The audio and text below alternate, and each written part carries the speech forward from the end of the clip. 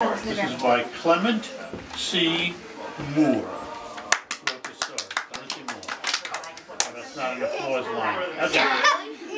It was the night before Christmas, like tonight, when all through the house, not a creature was stirring, not even...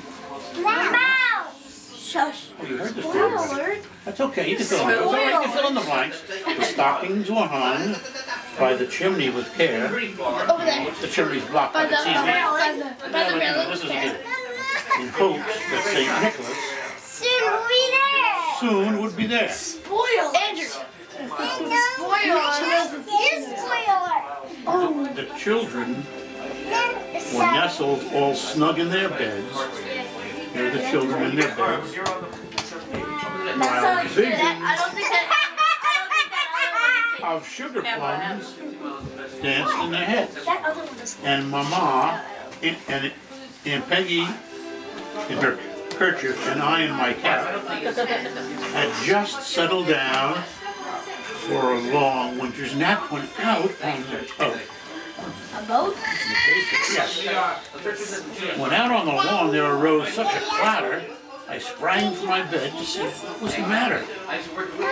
Away to the window, I flew like a flash. I tore open the shutter and threw up the sash.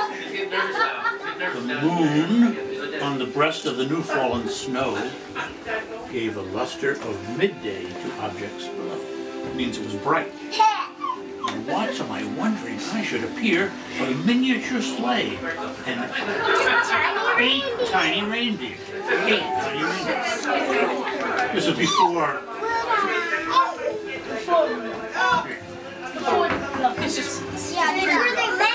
The little old driver, so lively and quick, I knew in a moment it must be more rapid than eagles. His courses they came, and he whistled and shouted and called them by name. Now, Dasher, now, Dancer, now, Prancer, and Vixen.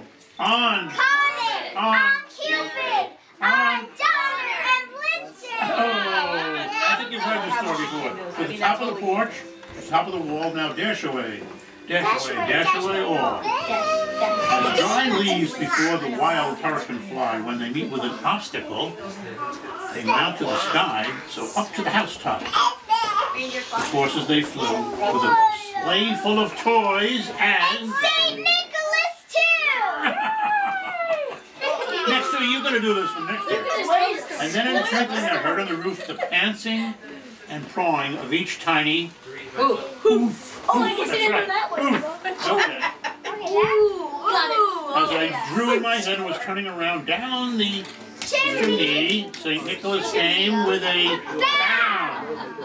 He was dressed all in fur from his head to his foot, and his clothes were all tarnished with ashes and soot. Oh. A bundle of toys he had flung on his back, and he looked like a peddler just opening his pack. His foot! Opening his foot. His eyes, how they twinkled. His dimples, how merry. His cheeks were like roses. His nose like a cherry. His droll little mouth, he was drawn up like a bow, and the beard on his chin was as white as the snow. This is a very important line. The stub of a pipe he held tight in his teeth.